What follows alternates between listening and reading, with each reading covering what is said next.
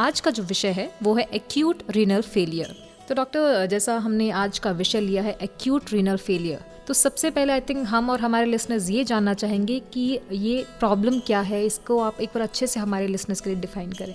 हाँ बिल्कुल ना, जो डिसीज़ है उस नाम में ही है जी। एक्यूट का मतलब ये होता है कि जो एकदम से शुरू हुआ है। ओके। रीनल मीन्स किडनी के रिलेटेड है, जी जिनको गुर्दे बोलते हैं हिंदी में। जी एंड फेलियर मीन्स वो काम नहीं कर रहा है, यानी उसने जो काम करना था वो रोक दिया है। जी जी सो हम ये टॉपिक में बेसिकली ये बात करना चाहते हैं कि ऐसी क्या क्या सिचुएशन है जी कि जिसमें किडनी अपना काम एकदम रोक देता है। जी जी हो सकता है वो कारण जो भी है वो सिर्फ और सिर्फ किडनी के रिलेटेड हो, यानी सिर्फ और सिर्फ किडनी के आसपास मंडराने वाले कारण हो, जी। या फिर हो सकता है कि वो कारण पूरे बॉडी पर असरदार रहे, ओके। साथ साथ में किडनी में भी असरदार रहे। ओके। यानी एट ए टाइम ऐसी बीमारी है, कोई बीमारी आती है जैसे इन्फेक्शन हो जाए, जी सारे शरीर का खून पहुंचना रुक जाता है। जी। तो जैसे शरीर का रुक जाता है वैसे किडनी भी रुक जाता है। ओके। तो जैसे खून नहीं पहुंचेगा किडनी को तो किडनी अपना काम करना छोड़ देगी। जी। तो ऐसे सिचुएशंस, तो बेसिकली ये तो एक हम किसी पेशेंट को बात करें, किसी पेशेंट के बारे में बात करेंगे जी। तो एक्यूट रीनल फेलियर या एक्यूट किडनी इंजरी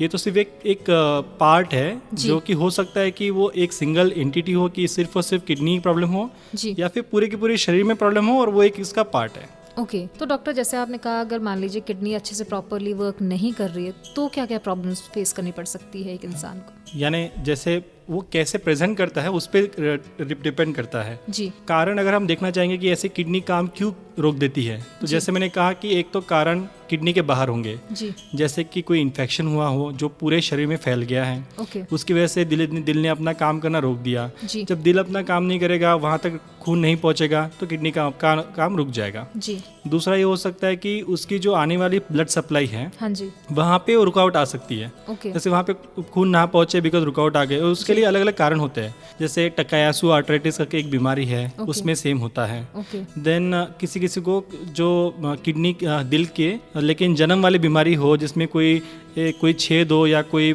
एडिशनल कोई डक्ट हो जिसके वजह से खून कहीं और जा रहा है, ओके। किडनी को नहीं पहुंच रहा है। जी जी। ऐसी सिचुएशंस, या फिर कोई एक मास ग्रोथ हुआ हो, जैसे पेट में कोई नई ग्रोथ हुई हो, कोई ट्यूमर बन गया हो, वो ट्यूमर बनने के बाद उसने जो भी सप्लाई है किडनी का उसको दबा के उसको रोक दिया हो। ओके। ये सब कारण हो सकते हैं। जैसे हम ये भी सुना होगा ना आपने कि जैसे गाढ़ बनती है खून की, फिर वो सीने में जाती है तो लकवा हो जाता है। जी जी जी। सेम सिचुएशन किडनी में भी हो सकती है, कहीं पे खून की गाढ़ बनी हो जैसे खास करके दिल में, जी। एंड वो निकल के किडनी तक पहुंच गई, वहाँ के रक्त सप्लाई में वो जाके ब्लॉक कर दिया और किडनी का काम रुक गया। ये भी सिचुएशंस होती है। ओके। तो जैसे हम अभी देख रहे थे कि जैसे फ्लो नहीं पहुंच रहा है, एक सिचुएशन ऐसी होती है कि रक्त पहुंच तो रहा है लेकिन वापस भी जाना है ना, गंदा वाला खून। जी जी। तो वो जाने वाली जो वापस जाने वाली नलियां है वो ब्लॉक हो गई हो। वो सिचुएशन खास करके हम तब देखते हैं जब बच्चे पतली बॉडी के साथ आते हैं। उनको टट्टी लगती है, बहुत सारा पानी चला जाता है। तो पानी जाने के बाद शरीर का जो खून है वो गाढ़ा हो जाता है। वो जितना गाढ़ा होता है तो उतना ही जो वापस वाला जो सप्लाई है वो गाढ़ा होने की वजह से वहाँ पे रुक के यानी वहाँ पे रह के फिर वो गाढ़ा होके गाढ़ बन जाती है। जब वो गाढ़ बन जाती है तो रक्त पुरवठा वापस नहीं जाता है, यानी किडनी का पहुंच तो जाता है लेकिन वापस नहीं आता है। इस कंडीशन में भी सेम होगा कि किडनी काम नहीं करेगी, क्योंकि अगर खून ज्यादा जाएगा नहीं तो नया वाला आएगा भी नहीं, या फिर आके बहुत ज्यादा भर जाएगा तो किडनी रुक जाएगी। तो ये थी कारण, जब तक पहुंचता नहीं खून तब तक। अब किडनी के अंदर भी कारण हो सकते हैं, क्योंकि जैसे किडनी एक जैसे दिखता हमें एक बड़ा ऑर्गन है, बट बेसिकली उसके अंदर ना अलग अलग नेफ्रॉन्स होते हैं। नेफ्रॉन यानी उसके यूनिट्स है। जैसे कि हम अभी बोलते हैं कि पीजीआई में सपोज हमें काम करना है तो पीजीआई एक हॉस्पिटल है, बट बेसिकली हॉस्पिटल तो एक बड़ी हो गई ना वो तो बात। उसके अंदर भी उसके कुछ सेक्शंस है, सेक्शन के अंदर भी कुछ वार्ड्स है, वार्ड्स के अंदर ओपीडी है, तो अलग अलग सेक्शंस है। वैसे ही किडनी में होता है। किडनी तो हम बोलने के लिए किडनी है, बट वैसे उसके अंदर एक मेन होती है nephron. Nephron is the main section. जैसे आप बोलेंगे कि ये यहाँ पे सारा खुद काम होता है फिल्टर का, तो उसके सेक्शंस होते हैं ग्लोमेरुलस, यानी जहाँ पे खून आके घूम के जस्ट फिल्टर होता है। उसके आगे में होते हैं ट्यूब्यूल्स, जहाँ पे जो पेशाब बनने वाली होती है उसके आदान प्रदान होता है, यानी जो चीज़ें हमें नहीं चाहिए वो डालनी होती है पेशाब के अंदर। जो चीज़ें पेशाब में गलती से चली गई उनको वापस निकालना है, एंड देन फाइनल पेशाब बनती है। तो कहाँ पे रुकावट आई है, ये जो भी उसका नेफ्रॉन के पोर्शन में, वो भी कारण हो सकते हैं कि किडनी एकदम से रुक गई हो। जैसे एक बीमारी होती है जिसको बोलते हैं HUS, यानी हेमोलाइटिक यूरेमिक सिंड्रोम। इस कंडीशन में जो फिल्टरिंग यूनिट है नेफ्रॉन का, वहाँ पे प्रॉब्लम आ जाता है। या फिर ड्रग्स हो सकती है, जैसे कोई दवाइयाँ देते हैं डॉक्टर्स, या फिर कोई एलोपैथिक आयुर्वेदिक कोई दवाई होती है, बहुत ज़्यादा हाई डोज में जाती है, किडनी पे असर आता है, वो काम करना रुक जाती है, तो वो बेसिकली ट्यूबल्स पे काम करती है। जी। ये हो गया किडनी के अंदर वाले पोर्शंस। देन हो सकता है किडनी काम ना करने का एक और कारण हो सकता है कि उसका जो यूरिन प्रोडक्शन हो रहा है वो नीचे ना आए, वहाँ पे कोई रुकावट आई हो, तो उसके लिए कारण होते हैं जैसे खड़ा बन गया है, खास करके जो मुतखड़ा बन जाता है जी। वो बन के पहले तो छोटा रहेगा तो वो तो कोई रुकावट नहीं करेगा जी। लेकिन धीरे धीरे वो बढ़ते जाएगा और कभी कभी इतना बढ़ जाता है कि लिटरली फिर बंद कर देता है, यूरिन जो जाना चाहिए नीचे उतरना बंद कर देता है वो। जब ऐसी सिचुएशन आ जाती है तब भी उस पर प्रेशर आ जाता है किडनी पे, क्योंकि पेशाब आगे जा नहीं रही है, नहीं बनने वाली पेशाब आगे नहीं जा रही है, वो बैक प्रेशर आ रहा है उसके ऊपर, वो भी काम रखना रुक देती है। तो कारण तो बहुत है ना, अकॉर्डिंगली उसके सिम्टम्स होंगे या अकॉर्डिंगली उसका प्रेजेंटेशन होगा, कैसे वो प्रेजेंट करती है, बट हर किसी में ऐसे हो सकता है कि वो एकदम से रुक जाए। जी। अब हम ये भी जानना चाहेंगे कि डॉक्टर इसके सिम्टम्स क्या क्या हैं। तो अभी हमने ये देखा कि किस तरह से वो होता है, कारण अगर हम देखेंगे तो हमें पता चल जाएगा कि वो कैसे आ सकते हैं। जी। जैसे कि अगर कोई बीमारी है, जैसे मैंने बताया कि सारे शरीर को अफेक्ट कर रही है, तो उसके अलग सिम्टम्स हो सकते हैं। जैसे सेप्सिस यानी इन्फेक्शन है तो उस पर बुखार होगा, बच्चे की धड़कन ज़्यादा तेज रहेगी, सांस में दिक्कत आ सकती है। तो उस कंडीशन में जब रक्त का पुरवठा यानी जो रक्त है वहाँ अगर किडनी तक नहीं पहुँच रहा है तो उसमें कभी पेशाब रुक जाती है। और खास करके डॉक्टर्स ये तब पता चलता है डॉक्टर को भी जब उनके यूरिया और क्रिएटिनिन जो सैंपल भेजते हैं वो ज़्यादा आ जाता है उसमें। कभी कभी पेशाब भी ठीक आते रहता है, लेकिन फिर भी ये जो हमारे जो टेस्ट है वो बढ़ना शुरू हो जाता है, तो हम उसमें समझ लेते हैं कि चलो किडनी पे असर आना शुरू हो गया है और किडनी अभी एक्यूट रीनल फेलियर में जा रही है। जी।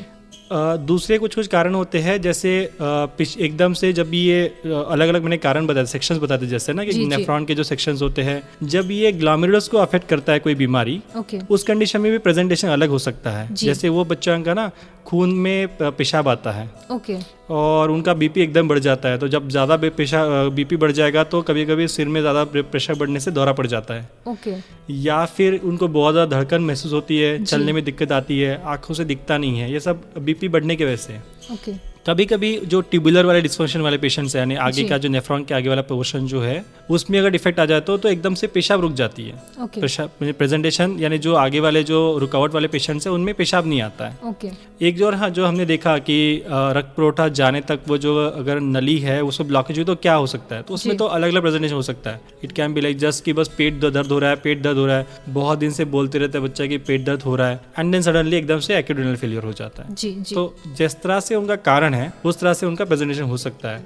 प्रेजेंटेशन के लिए ना जो मोस्ट कॉमन जो हमने देखा है कि आप एकदम बोल सकते हो कि हाँ एक्यूटी है, जो हमने देखा है ज्यादातर वो तो है कि पेशाब नहीं आना या फिर खून आना पेशाब में। ये ज्यादा हमने देखा है कि ऐसे वाले बच्चों का जनरली कारण किडनी निकलता है, उनका एक्यूट किडनी इंजरी होता है। जी। दूसरा बीपी वाले, क्योंकि नॉर्मली बड़ों में बीपी बढ़ सकता है, हो सकता है नॉर्मली हो बढ़ गया, वजन जैसे जैसे उम्र बढ़ जाती है वैसे वैसे बीपी बढ़ता है, बट बच्चों में बीपी कभी ज्यादा नहीं आता है, नॉर्मली रहता है। अगर बच्चे में ब्लड प्रेशर ज्यादा आ रहा है और ब्लड प्रेशर बढ़ने की वजह से कोई दिक्कत हो रही है, जैसे दौरा पड़ रहा है, आंखों से दिख नहीं रहा है, पेट दर्द हो रहा है, तो इसका मतलब मोस्ट कॉमनली उनका कारण होता है किडनी और वो एक्यूटी होता है। ओके, तो I think these are the symptoms जिससे हम पता कर सकते हैं कि ये प्रॉब्लम हो सकती है किडनी इसकी डैमेज हो। ओके, तो आई थिंक लिसनर्स जो सिम्टम्स अभी डॉक्टर ने बताया, अगर आपको कोई भी ऐसा सिम्टम नज़र आता है तो आप उसको इग्नोर ना करें और डेफिनेटली डॉक्टर को दिखाएं और इसमें देरी ना करें। तो डॉक्टर आगे बढ़ना चाहेंगे हम अपने अगले प्रश्न की ओर। डॉक्टर, क्या कोई, अगर हम गर्ल्स की बात करें, क्या इसमें ऐसा कुछ पर्टिकुलर चीज़ें हैं कि गर्ल्स को ये प्रॉब्लम ज़्यादा रहती है? अगर हम टीनेज गर्ल्स की बात करना चाहें तो क्या ऐसी एज ग्रुप में भी प्रॉब्लम्स हो सकती हैं?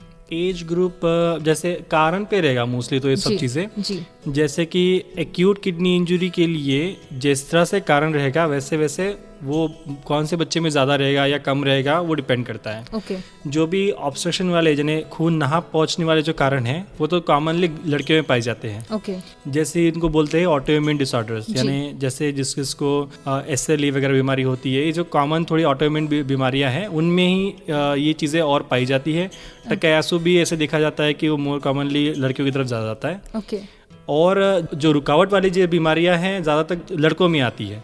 क्योंकि बनावट वाले जो नुस्खे हैं जो कि ड्रेनेज वाले हैं, यानी जैसे पेशाब नीचे उतरने वाले हैं, वो ज़्यादा लड़कों में होते हैं, लड़कियों में कम होते हैं। बट उनका प्रेजेंटेशन थोड़ा जल्दी होता है, जैसे कि वो इतना 5 साल 6 साल तो नहीं, मे बी अराउंड 1 साल 2 साल में वो आ जाते हैं। क्योंकि रुकावट रहती है, उसकी वजह से प्रेशर बढ़ते जाएगा, किडनी पे असर आएगा, एंड एकदम से फिर एक दिन के लिए जब ब्लॉक होगा तो फिर एक्यूट किडनी हो जाएगी डैमेज। तो आई थिंक ऐसा कुछ पर्टिकुलर नहीं है कि गर्ल्स को ये प्रॉब्लम ज़्यादा है, यानी बेसिकली वो डिपेंड करेगा कि आप किस तरह से कारण से आ रही है। जी। तो डॉक्टर ये क्या कुछ हेरिडिटरी का भी रहता है कि अगर मान लीजिए आपके पेरेंट्स को कहीं ना कहीं किडनी का कोई प्रॉब्लम रहा है तो क्या बच्चे को भी यही चीज़ें आगे फॉरवर्ड हो सकती है? हेरिडिटरी के लिए ज़्यादातर वो क्रॉनिक किडनीज रहती है, यानी जिनमें बहुत लंबे देर से किडनी ऑलरेडी डैमेज चल रही है और फिर एकदम से सडन हो गई, ऐसे वाली सिचुएशन में हेरिडिटरी कारण हो सकती है।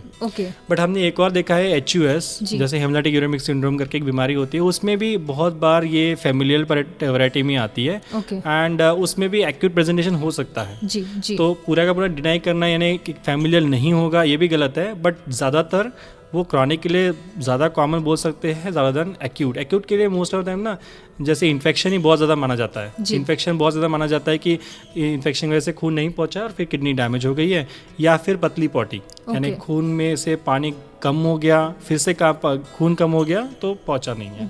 जी। अगर हम इसका ट्रीटमेंट जानना चाहें तो आप इसके ट्रीटमेंट के बारे में हमारे लिसनर्स को बताएं। तो ट्रीटमेंट भी जैसे कारण पे ही मौजूद रहेगा, जैसे कारण क्या है उसके हिसाब से ट्रीटमेंट रहेगा। मोस्ट ऑफ द टाइम वो इन्फेक्शन होता है तो आपका इन्फेक्शन के लिए आप एंटीबायोटिक दोगे, लेकिन हर बार ये ध्यान रखना होता है, जो कि डॉक्टर जनरली ध्यान रख लेते हैं कि जो भी ऐसी सिचुएशन में आपको ड्रग्स को मॉडिफाई करना होता है, जैसे उनके डोज जो होते हैं ड्रग्स के, कितना डैमेज किडनी को हुआ है उसके हिसाब से डोज को मॉडिफाई करना होता है। तो कोई क्योंकि बहुत सी ड्रग्स भी जो देते हैं ट्रीटमेंट के लिए देते हैं नॉर्मली फॉर इन्फेक्शन के लिए भी, तो वो किडनी पे असर करने वाली होती है। तो वैसे ही किडनी अगर खराब है उसके ऊपर अगर हम फुल डोज से उसको किडनी को दवाई दे देंगे तो वो और किडनी खराब हो जाएगी। तो हमें डोज को मॉडिफाई करना होता है। देन है कि हाइड्रेशन, यानी पानी मेंटेन रखना। तो आइदर वो डॉक्टर्स जनरली फ्लूइड से मेंटेन करते हैं, अगर खा पी रहा है तो खाने पीने से मेंटेन करना होता है।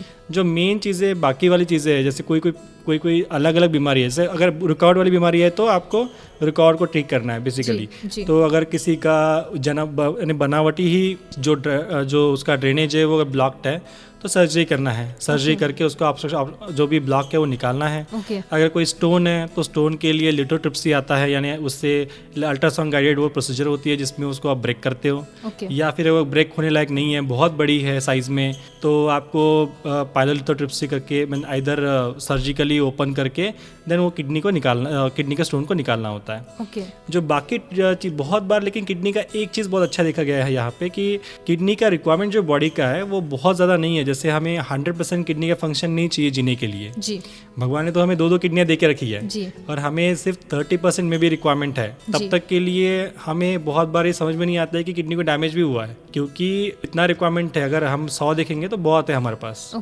तो इसलिए किडनी के जो क्रॉनिक वाली बीमारियां होती है उसमें तो समझ में नहीं आता है कि बच्चे को किडनी का डैमेज चल भी रहा है, जब तक वो एक्यूट में प्रेजेंट नहीं करेगा, यानी एकदम शटडाउन जब तक किडनी होती नहीं है तब तक बहुत बार पता ही नहीं चलता कि किडनी का डैमेज चल भी रहा है। सो इसीलिए अगर हम देखेंगे कि यानी किस तरह से ये बिहेव करेंगे आगे जाके, तो अगर हम उतनी अगर बीमारी जो भी थी उसको अगर हम ट्रीट कर ले तो आई थिंक वो इम्प्रूव हो जाता है। तो 30% के ऊपर अगर फंक्शन रह जाता है तो आराम से जी सकता है। तो दैट मीन्स ये है कि मतलब अगर दोनों किडनीज होने के बाद भी हम अगर 30% वो प्रॉपर वर्क कर रही है तो भी हम अपनी जो जिंदगी जी सकते हैं एटलीस्ट, यानी और 10-20 साल 30 साल तो आराम से जी लेगा। जब तक कि पूरा, बिकॉज 30% अगर रह जाता है तो बहुत बार, क्योंकि हमारा जीवन तो एक सरी का नहीं है ना, बहुत बार हम धूप चलती है, पानी नहीं पीते हैं, फिर से पानी कम होगा तो थोड़े बहुत कुछ ना कुछ डैमेज किडनी को थोड़ा होते रहता है कोई ना कोई कारण से। एंड आई थिंक इसमें डॉक्टर फ्लूइड्स लेना चाहिए लोगों को, ज्यादा पानी मेंटेन करना है, और जो भी किडनी को डैमेज करने वाली चीजें है वो नहीं होनी है, यानी कोई ड्रग्स नहीं लेना है इस तरह के।